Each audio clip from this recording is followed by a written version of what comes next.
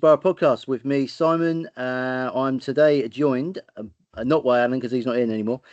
He's off doing other things, so it's just myself.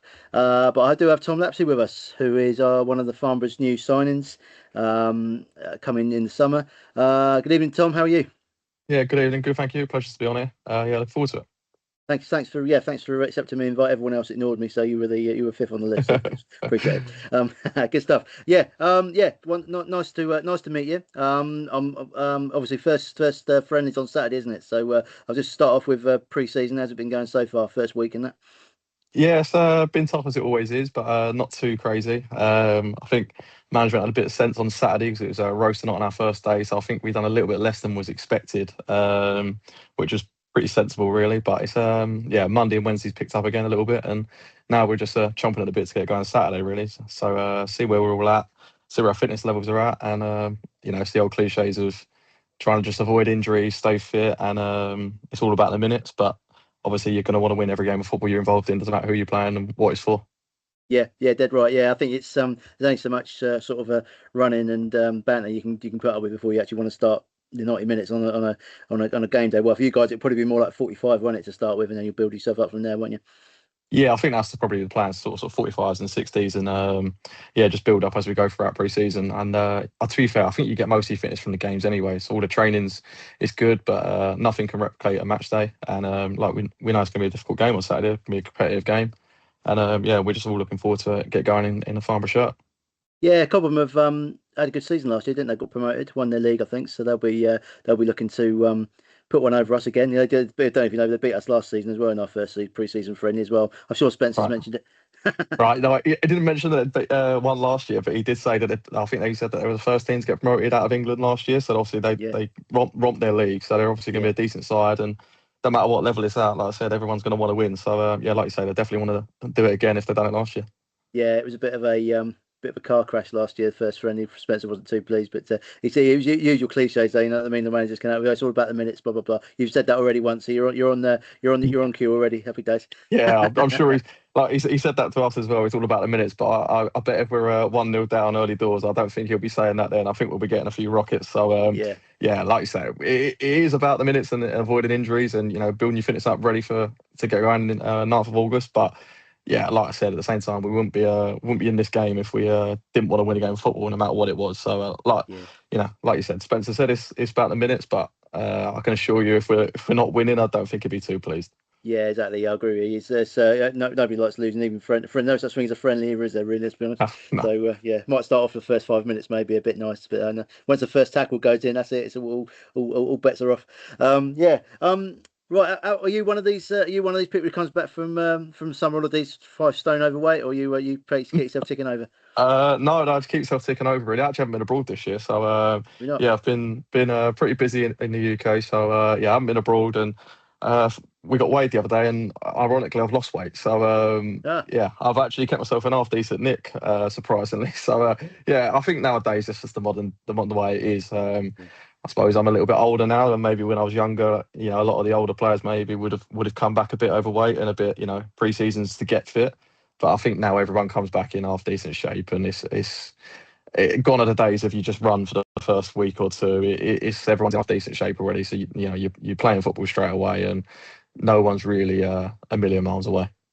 Yeah, exactly. It's like you say, it's back in the 70s and 80s. People would come back, still probably smoking when they get out of the car and all sorts. It's hungover for the night before. None of that. Well, it's rare these days, isn't it? Really. So I think you see Rooney done an interview, and he said about that's not that long ago, and he said he'd come back for pre-season, and the day before he was back, he was in the sauna with a bin bag over him on a bike for an hour to try and lose a bit of weight just when he goes back in the next day. So not so long ago, I think it was a bit like that, but it's all changed now.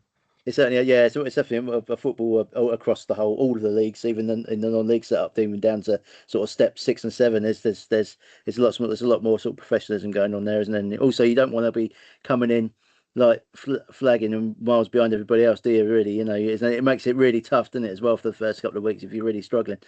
Yeah, especially if there's a lot of change around in the leagues as well. Not many people tend to stay on clubs, so you're always going to be a new face in a new building, and you don't want to get off on the wrong foot by day one by being overweight and unfit. And you immediately put yourself out the manager's fault from day one anyway, and you've got to work hard to get back in it. So you want to start off on the right foot. So that's what life's about. That now these days, every walk of life and every job you do, you kind of you don't want to be starting off on the wrong foot. It takes you long enough to get back in again, especially with football.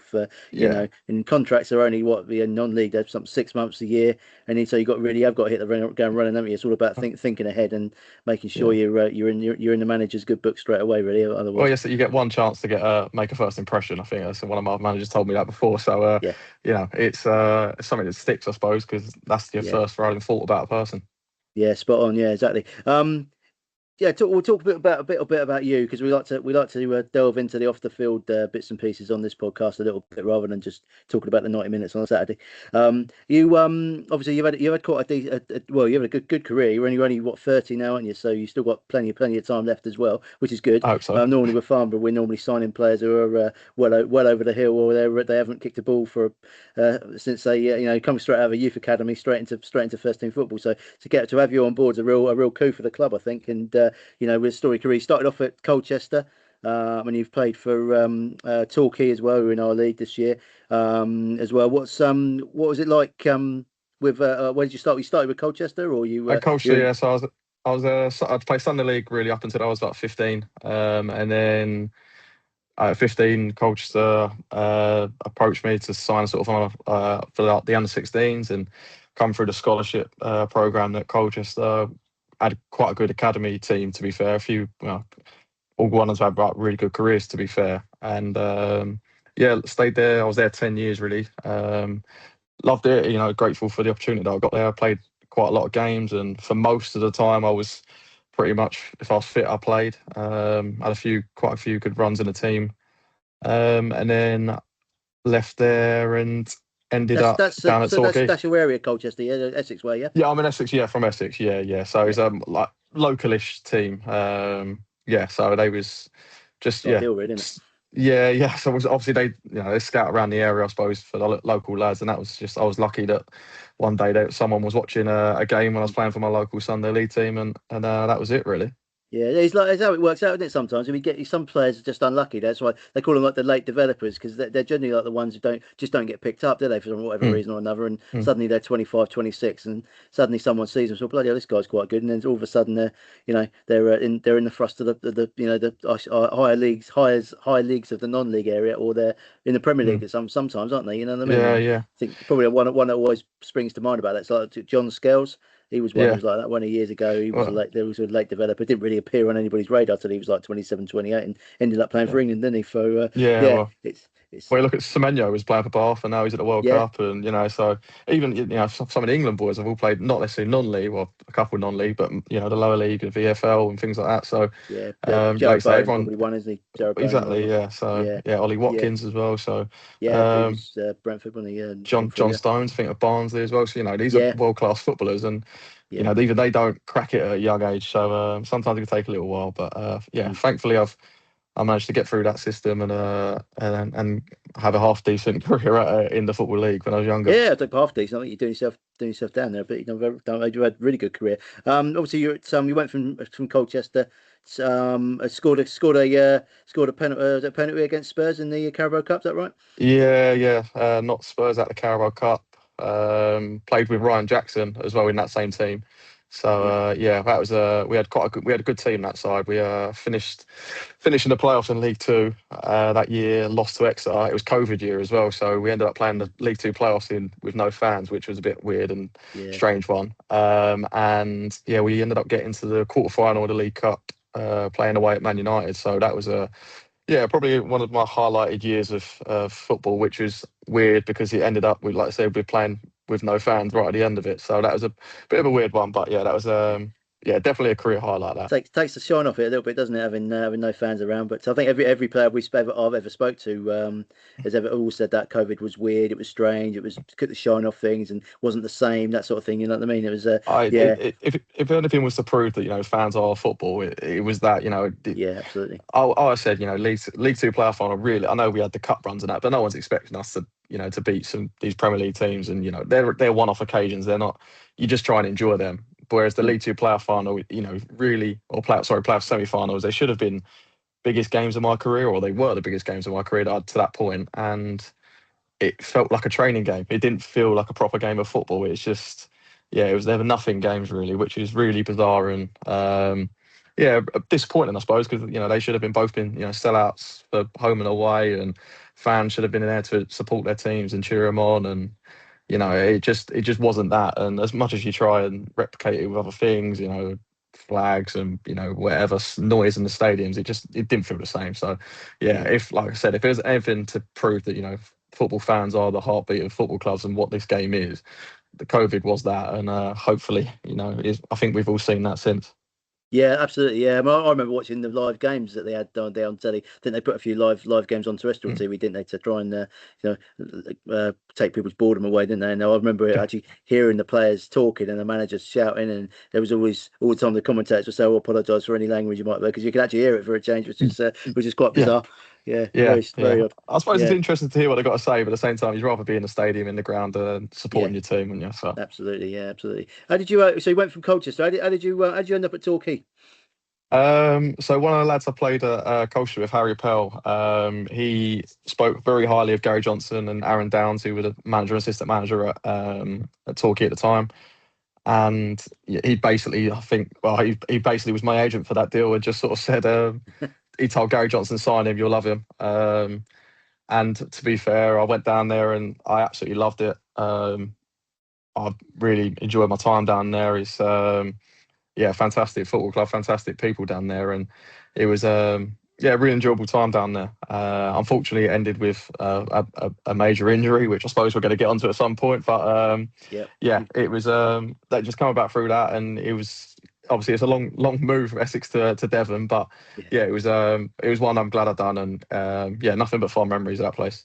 Yeah, I mean, for me, I've just come back from Exeter work-wise. I work down in Exeter for a while, and obviously Torquay's another sort of 40-odd minutes down, and it's a good 3 hours for me. But from Exeter, I think it's about over 5. I think one time we had the weekend off and I drove back on a Friday night, and I think it took me 9 hours because there was just traffic everywhere. So it felt like I got home, saw my front door, and then had to spin around and drive back again. That's what it felt like. I know you feel. I've been there Exeter a few times. I've taken me 5-6 hours to especially get to Salisbury, and it all grinds to a halt, doesn't it? So nightmare.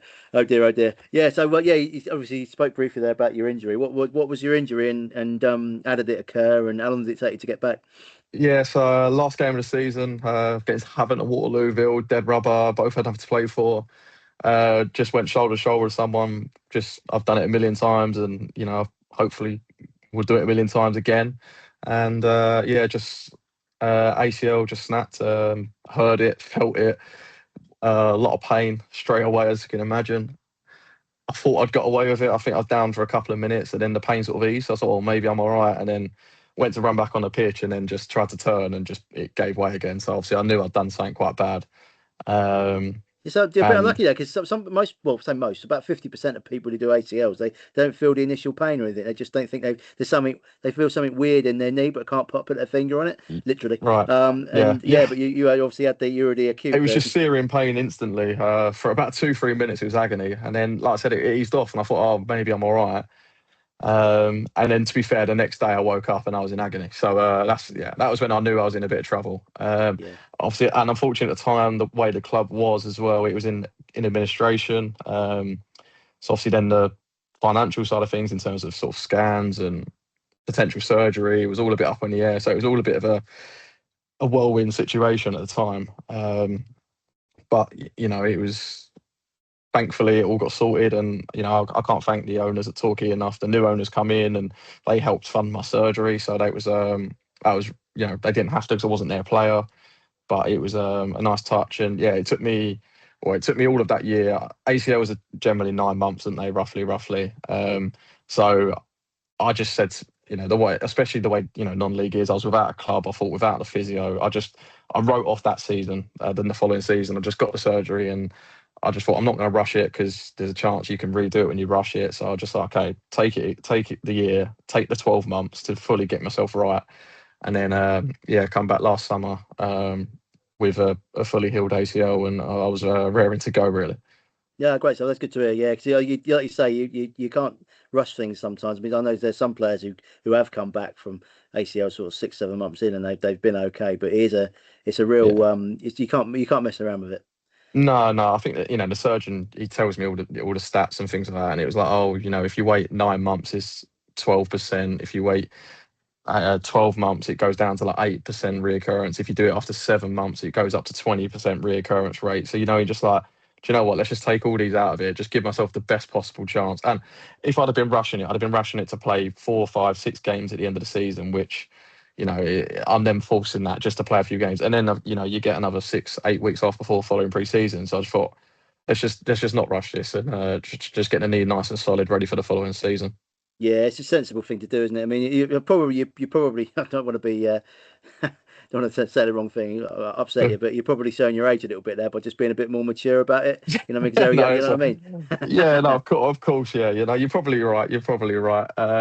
Yeah, I think I've always had a bit of an older head on, even on young shoulders. So yeah, maybe that's right. I don't know. Yeah, well, I I had only, only a say lot of that good because people. there are younger players who probably would think, "Oh, I've got to get back, got to get back." You know, to 21, Yeah, 22 is the first major injury they've ever had, and think they're still indestructible, and then they'll come back, yeah, and then they'll end up redoing it. So you end up with 18 months out rather than 9 or 10 like they should have had. You know what I mean? So no, I yeah. think they definitely did the right thing. I mean, I had a lot of good guidance as well. To be fair, a lot of good people around me that some had done their ACLs before or had bad injuries, or even away from football. Just like when you actually put it out in black and white and write it all down, like what's the pros, what's the cons. It was a no brainer to yeah. to take the time that year. So Absolutely, yeah, absolutely. I mean, if you'd been playing for Farnborough, I'd have been urging you to get back within 3 months, but you weren't, so definitely did the yeah, right thing.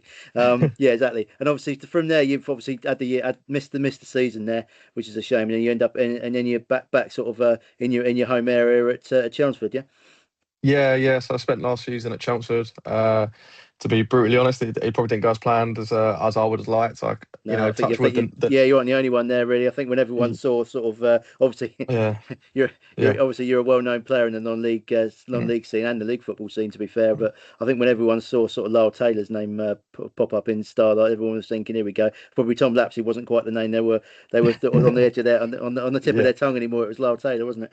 Yeah, so it was just we didn't really reach what we expected to do last year, and unfortunately, I had a few injuries as well. Only little, the knee was all right, but just other little niggly ones, which I suppose was an accumulation of probably I hadn't played for 14, 15 months. But since sort of Christmas onwards, I managed to sort of stay fit. I think I only missed about a week or 2 weeks since the new year, so I sort of managed to get to the bottom of it. Yeah, hopefully, what was going on as to why I kept on getting little niggles and little things between the start of the season and Christmas time. But yeah, like I said, we just didn't really get a good enough run going at any point to actually put ourselves in the mix, which was a shame because I think on paper we had a great squad. But yeah, obviously then Farnborough beat us twice last year, absolutely battered us at home and away. So yeah, unfortunately we had them performances in this last year, which obviously didn't help. Yeah, you're very sort of Farnborough and Chelmsford. I think were quite similar in terms of form. We're very win one, lose one sort of play well. I think I've had spoke to Spencer a few weeks ago, and it was I said to him last season really summed up with the last two games really because we played at home to Tonbridge, lost 6-1, and then we went to Tottenham, won 6-1 there. So yeah, I think that sums the season up really. Yeah, yeah, yeah. For sure. You always know you're in for a game against Farnborough. It's always going to be goals. That was for sure. Yeah. And I think both games against Farnborough last year for Chelmsford where they were basketball matches, and on the day, I think your wingers and forwards took the chances well against us, and we didn't take ours. So yeah, I think it was like 5-2 at home, and then obviously I think at Farnborough we got absolutely battered. So Yeah. yeah, yeah. Wasn't great memories last year of Farnborough, so I'm hoping to have some positive ones this year Yeah, I was just did it, I was going to at say, the did it stadium. play a part in your move? Thinking, there must be world beaters that lot. I'm going to go. If I get a chance to play for them, I'm going to uh, go. no, that wasn't actually part of it, to be fair. But having played at Farnborough before, I know what the stadium's like. I know what the manager's like and the fans. So it was obviously something I was, when Spencer rang me, it was something I was excited about and looking forward to. So have you played you before Chelmsford? You played at Farnborough Played for before for Torquay, Torquay. yeah, Yeah, yeah. Played for Torquay there. Yeah, I think it was like a Wednesday night. Actually, I do remember it was a Tuesday night. I think it was a 0-0, and then yeah, I we remember got that. But called didn't in. Gary Johnson Gary Johnson. resign the next day? so that was the next day Yeah, we all got called in for a meeting, and they found out that we was going to administration. So that was when it all, yeah. everything just went I up in remember the that. air, and it was like no one knew what was going on at that point. So it was yeah, I played there for Torquay, and then um yeah, then that was it. And that was my last season at Torquay. So yeah, obviously missed a year after that, and then obviously played for Chelsea last year. Yeah, what I'll tell you, obviously say I know you probably had a good Mm. relationship with Gary Johnson, I suppose, he was being down there and stuff. But there was always I always got we talked to the Torquay the goals I view guys quite a bit, and there's always Yeah. very mixed sort of reception Gary Johnson gets, and some of them absolutely couldn't stand him, and other people said, "Oh no, he's great." So what was your relationship with him like, and what was he like with Yeah, around the place? yeah, I absolutely loved him. I don't know, I'm a bit more old school, I suppose, as you said about my age, but I quite like the fact that you always knew where you stood. There was no grey area with him. It was black and white. You knew if you thought you was good, he'd tell you you're good. If you thought you was bad, he'd tell you you're bad.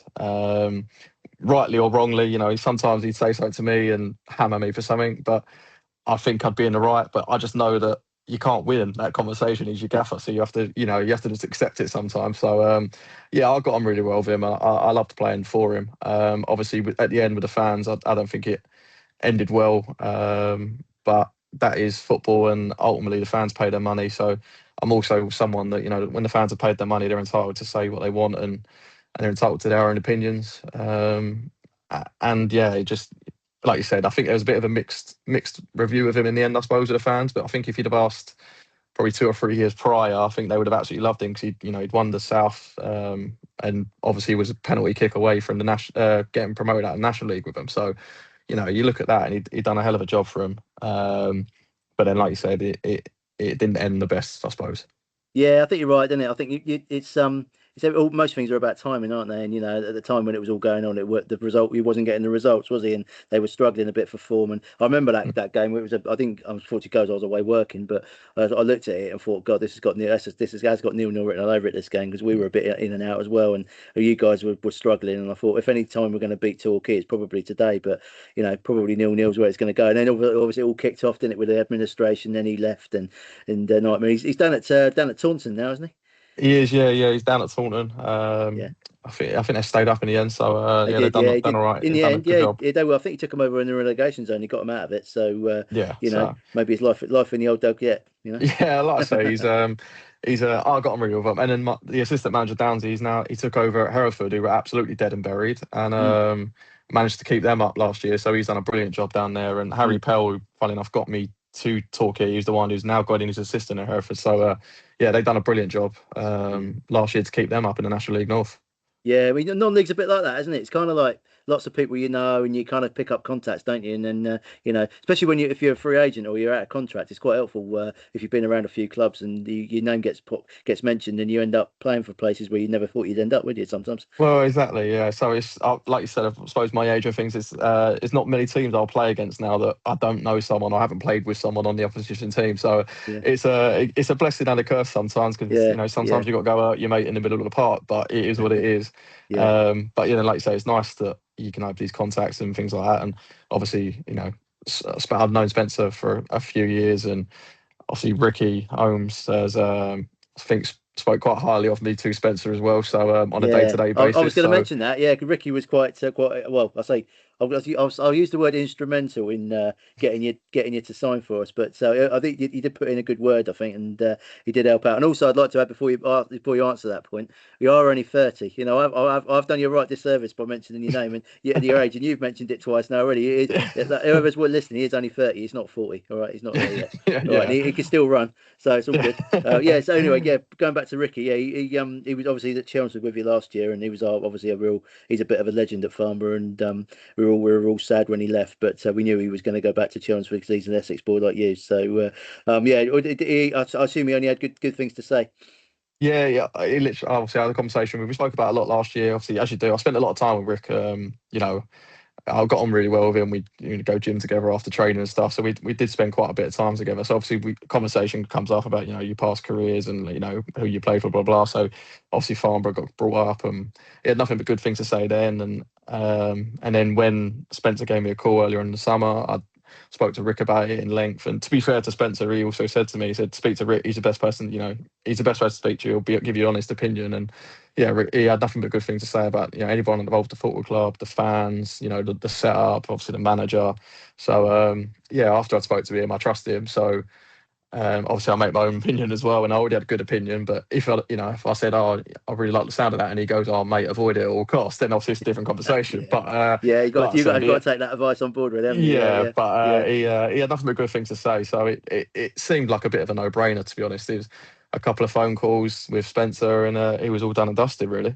Oh, great stuff! Yeah, I mean, Rick is a great bloke. I've interviewed him on here before a few years back, and he's got loads of stories to tell. He's brilliant. Yeah. I'm not surprised you got on well with him, because everyone does, really. He's a great guy, and he's got loads of experience when he played Premier League, didn't he, under for Sheffield United, and Chris Wilder, he speaks the world of, and all those people say he knows everybody. Edgar Davids, so great stuff. Yeah. I think we had often spoke about he speaks about Chris Wilder the way I do about Gary Johnson type. It's there's a lot of similarities, I suppose, apart from the fact he played a lot higher and he was a lot better than I was. But yeah, other than that, on and off the pitch, we got on quite well.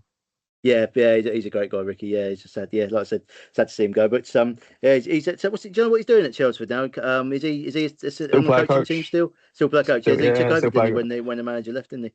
So yeah, he done a brilliant job as interim. Yeah. I think we only lost one, maybe. Or maybe we lost one last game of the season against Eastbourne, but before that we'd won 4 or 5 and drew a couple. So yeah, he done excellent, and he will be a brilliant manager one day. But knowing his personality and spent a lot of time with him, I know he wants to carry on playing, and it's not doing him disservice, but he was excellent for us last year when he was playing. Unfortunately, he had a bit of a broken rib away at Torquay, which I think scuppered him a little bit. But before that, he was fit and healthy and played pretty much every minute of every game at a ripe old age, in football anyway.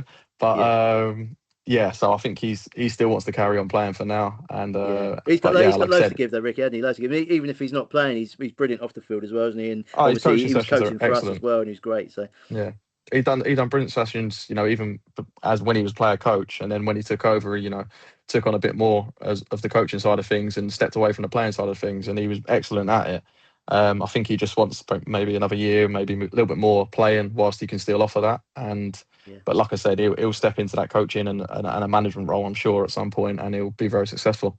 Yeah, I think you're right. I mean, he's the thing is, as every player, no player wants to retire early, do they? Because once you retire, that's it. You can't go back. Well, you can try and go back, but it's always really hard. So especially if you've had a year or two out, it's almost impossible, isn't it? I saw some story the other day that Ronaldinho's gone and signed for some team in Italy for like 46, and I thought he's going to struggle there because he hasn't played for ages. And weirdly, you say that about I saw a stat the other day, and it made me really think about it. It was only 10% of players get to choose when their last game's going to be, which surprised me. So 90%, it happens because no one wants you or you get injured. Yeah. So, I don't know. That's another thing that sort of cropped into mind. Maybe one day, hopefully a little while away yet, but, you want to call it on your own terms, and you want to know when your last game is as well. So, like I said, I'm sure he's going to have a couple of years left at least. Yeah. It is. It's a sad side of football, isn't it? Unfortunately, because Father Time catches up with you in the end, doesn't it? And obviously, like you say, it's for want of a worse thing to say. It's like not being wanted is probably the worst thing, isn't it? You're sitting around waiting for the phone to ring and it doesn't ring. You know what I mean? Or you get offers that you're not happy about, or someone trying to take the piss, by offering you £100 a week or something. You know what I mean? It's just not worth it. So it's tough. I'm not surprised at 10% go out on their own terms, but you see why a lot of players kind of like do go out at the highest level, don't they? So suddenly they just announce, suddenly they think, what, I'm going to go out now because I don't want to be that person waiting by the phone. You know what I mean? Yeah, I suppose at their level as well, they've probably earned the money that it doesn't matter. I think you look at the Carragers and the Nevilles, for example. I think Carragher, went out playing every game and playing really well. And obviously, this is not me trying to pan Gary Neville at all, but Gary Neville, I think, played a little bit longer, and I think he talks about himself. West Brom, he getting skinned alive, and he weren't the player that he thought he was, and he probably should have retired maybe 6 months earlier, but he thought he still had more to give. So it's then obviously finding the right balance, because I'm a bit of a Liverpool fan myself, so I didn't want Carragher to retire at the time because he'd played 40 odd games and was been excellent. But I suppose in his mind it was I want to go out on the top.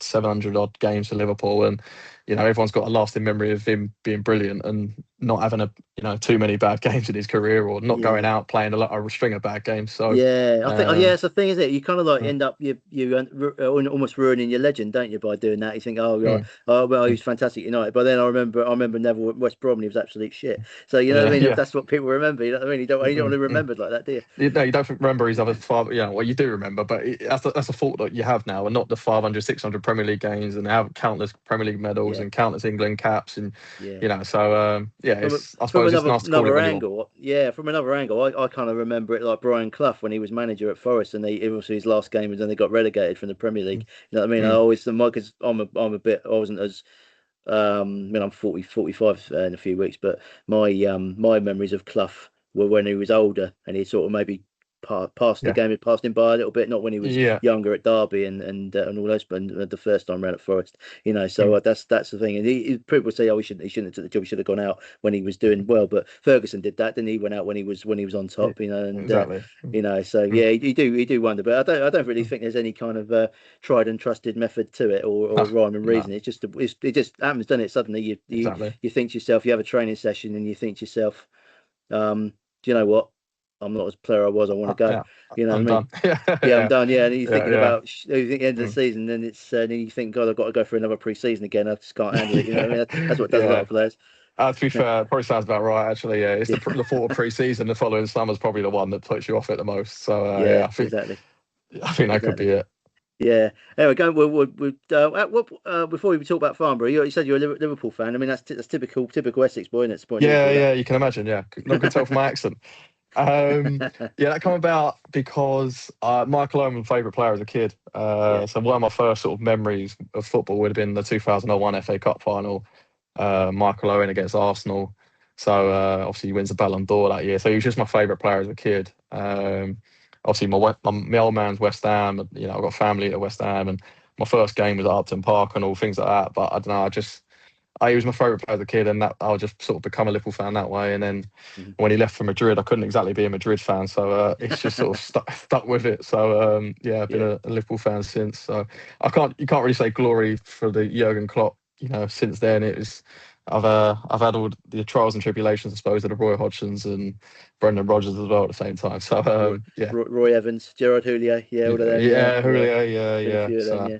Mind yeah, you, I'll do it wrong. I've I'm a been Chelsea fan until Abramovich took over. I was going for the same thing you were. So yeah, depressed 9 months of the year. You know what I mean? When the football season finished, I perked up a bit. You know what I mean? But yeah. yeah, it is what it is, isn't it? But yeah, I think Mm, things go around in cycles, don't they? I mean, all the Arsenal fans have been waiting for years for him to win the league, and they've finally done it. So mm. but hopefully it'll be another 20 odd years before they win it Yeah, again. let's hope But so. Let's hope yeah, so. I can't be dealing with that again. To be fair. No. There we go. Yeah, we obviously Farnborough wise, it's a new bunch of players with the club this season. We haven't retained very many again this year because the second time around. But for non-league, I mean that's quite part and parcel, isn't it? The job. A lot of players don't tend to stay, and you're quite lucky really if you get three or four that do.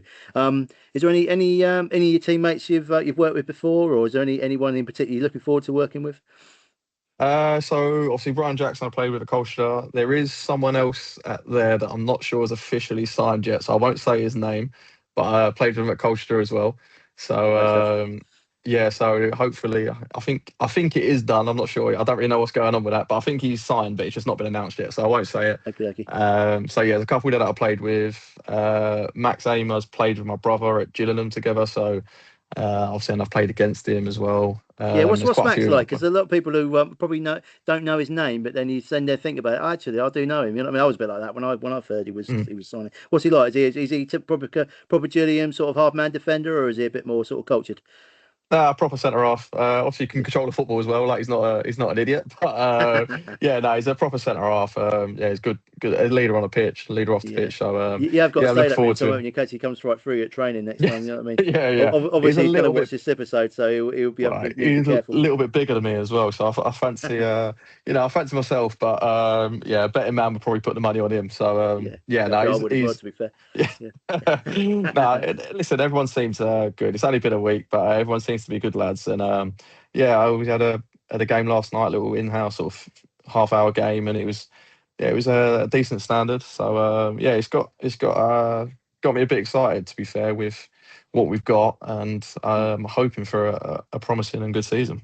Yeah, I think it's we obviously it's part of the course with a lot of Farnborough fans. They kind of get older, get a bit twitchy when it comes around to sort of midway through June, and we haven't signed anybody, and everybody else has been signing, opening the checkbook up and signing this, that, and the other, and everyone's oh, why don't we sign him? Why don't we sign that? And then we all you generally have Spencer on at the start of the season, and he puts everybody straight. You know what I mean? And we unfortunately this time we've timed the episode at the same time we announced a few signings that week, which is quite nice. And then we've obviously Yeah, signed 3 or 4 more since then. And yeah. by the sounds of it, we've got another one coming in, so that's good news. Good, Wow. good to hear. Well, Hopefully, fingers hopefully I'm crossed. not. I ain't got that one wrong, and I've not put Yeah, my foot in it there. But and then nah. giving away a spoiler or something, Yeah, I it'd don't be know. probably It might down. not go through. Who knows? Yeah, But I'm gonna have to edit it all out, or yeah, this yeah, episode might not go out, Tom. You know what I mean? yeah. Um, Have to redo it all. yeah, yeah, have to get you on again, Yeah, and we'll start again. Yeah, yeah, yeah, but yeah, yeah, it's good. It's good. Well, it's good. It's good when you've worked with players that you've worked with before or other clubs. I say worked with, it's you know what I mean. And played with, I should mm-mm. probably say. Yeah, It's always nice because it's always good to see a familiar face and etc. And you kind of it's nice to know when you're not a newbie in the house, but at least you know somebody else who's in the same boat as you. You know what I mean? And you've got a bit of experience with them as well, so you know what they're like. yeah. And it seems to be quite an experienced bunch as well. Probably the most experienced squad I've actually played with. I mean, I'm thinking back to my Torquay team and my culture teams, and I think you probably only had two or three sort of over the age of 30. And at Chelmsford, I was really outside of Rick. I think I was maybe, oh, and Lyle, Rick and Lyle, outside them two, I would have been third oldest at, 29. Mm, So, yeah, to come into a team where, it's like 5, 6, 7, sort of 30 plus and, with Football League experience and a lot of non-league experience, it's a very experienced bunch, which is something that I think's really good, which I don't think many teams have that luxury. I think a lot of people yeah. go for the kids out of the academies and hope to Mm. sell them, I suppose, or hope they've got Yeah, a yeah, gem, you're right. which That's. doesn't I think always work. that's been sort of whether it was by design or not. I think that was the club and Spencer's kind of transfer policy, really, of bringing people in that way who are younger, keen, sort of Mm, itching to sort of move up the ladder a little bit. But this summer we've bucked the trend a little bit by sort of bringing in players who are definitely older heads, mm. not over the hill. No, But no, no, certainly no, older no. heads have been around a bit, more experience. I think it's definitely that we're definitely looking at our squad that we've got now. Well, obviously there'll be a few more faces coming in also in the next few weeks as well. But we've got a really good blend of youth and experience, which is what everyone always harps on about, don't they? And even in the Premier League, you want the younger players and the older ones, and hopefully they all gel together and you get a good team on the pitch. Yeah, exactly that. I think at the moment we've got a good blend, and like you say, there's still two or three more to be added. But right now, what we've got is something that I'm really excited about, and hopefully, come Saturday, 5:30 after the game, it will be looking like the fans can be excited about what they've seen on the pitch. Yeah, hopefully so. Yeah, yeah, exactly. I mean, it's always an exciting time for fans and players alike, really, and to sort of this time of the season, seeing what we've got, and obviously it takes a few games to sort of get the rustiness out of the legs, etc. And then the more minutes you get, the better you look, and that. But yeah, it's certainly an exciting time for everybody. Also, just moving back to you, before we finish, Tom, is obviously you staying in Essex and travelling in from there. I take it, yeah. Yeah, yes. Traveling from Essex at the moment. Yeah, Might have to review that at some point in the season, but right now I'm in Essex. So yeah, yeah, sometimes it's a bit of a bit of a journey, but yeah, it's something that you know what you're signing up for when you sign. So yeah. yeah, can't complain. And getting home from training is all right because it's late enough that sort of M25 ain't too bad, but I'm sure one day I'm going to get stuck going to training and yeah, have to make the dreaded phone call telling them that I'm going to be a little bit late or Yeah, I may not even make it because it's shut or who knows what. Do you know what I mean? So yeah. yeah, at the It moment, is what it just is, isn't it? yeah. At the moment, I'm still here. Yeah, great stuff. And well, yeah, and obviously, if players don't know, fans don't know. You a part time player? Are you working, etc.? Or you what? And what do you do for work? Yeah, so I've just first year going part time. So obviously finding going out into the real world now for the first time at 30. So something I was excited about and something I'm looking forward to as well at some point. And I think it's the right time for me to do this.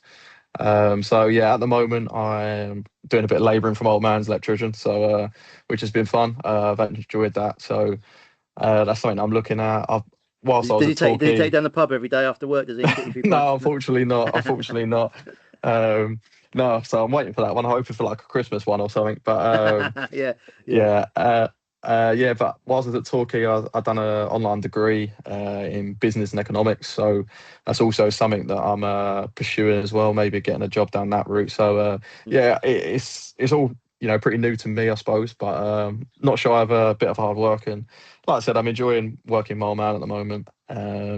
But maybe I'll try something new in the meantime as well to sort of give that a little go. Yeah, it's just transitioning, I suppose, from it's all I've done since I left school at 16, and I've been doing it for 14 years. So yeah, it's all I've ever known and all I've ever done. So it's something I'm excited about, and I'm looking forward to whatever it is, whether that is staying what I'm doing or moving on to something else.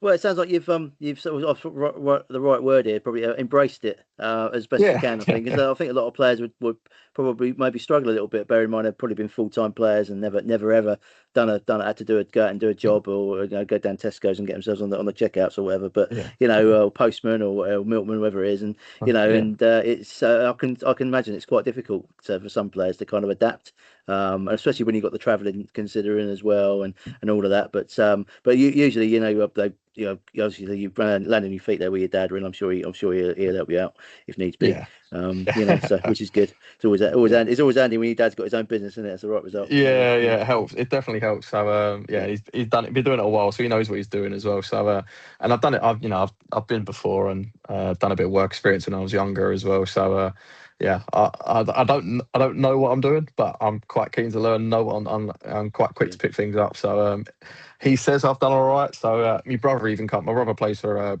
Bradford, but even he come in for a day in the summer just to sort of. So that was quite funny. And Is it he probably learning how to knows. wire a plug and that, yeah, and all that sort Well, of yeah. So basics? he knows less than me. So that was fun. So my old man teaching me, and I was trying to teach him. So yeah, who knows what that day was like? But it Sounds was like the blind leading the blind to me. oh exactly. Yeah, no, you're not wrong. So yeah, but it was fun. It was quite a good. It was a funny day, and yeah, he just done one day, and that was enough for him. Yeah, that's enough. That's enough. He Yeah, electrocuted himself a few times. That was it. yeah, Wasn't enough of that. yeah, Yeah, yeah, exactly. Yeah, good stuff. All right, nice one, Tom. All right, well, we'll end things there, as it were. It's been really good to chat to you. Hopefully the fans will enjoy watching you play. Obviously, you're a sort of a competitive midfield player. Likes to put his foot in, gets a few goals as well. So we look forward to that this season. Working What on a about few the goal goals? celebrations. Yeah. I'd like to get a few. Oh, I got a few at Torquay. I think I was four at Colchester in 10 years. There weren't many. I think I got a few at Torquay, maybe 10 or 12. So yeah, I got a few more as I drop down into the National League South. So we'll see. Hopefully, I get a few, but Yeah, don't hopefully count so. on Yeah, that. yeah. Probably more chance of a yellow card and a few crunching tackles and a goal. But we'll see. Well, we don't mind that. We don't mind that. As long as the yellows don't turn to too many reds, that's all. We don't mind that at Yeah, all. well, I'll But try. yeah, Can't promise anything from that either, but I'll try. yeah, just try to make sure you don't get booked at Christmas. Try and get or around Christmas time. Try and get Boxing Day off and that sort of thing. Oh We've yeah, been there and done that. experience wise head, like you said. Yeah, exactly. Yeah, good stuff. Right, cheers, Tom. Thanks very much for joining us. So we'll leave it there. We'll have a quick chat off air before you go. But just leaves me just to say thanks very much for listening. Thanks to Tom Lapslie for joining me tonight on our podcast, on the All Things Borough podcast. And we'll get the episode out as soon as we can. And we'll look forward to more episodes in the future. Thanks very much. Enjoy your evening, everybody, and take care of yourselves. All the best. Cheerio. Cheers, guys.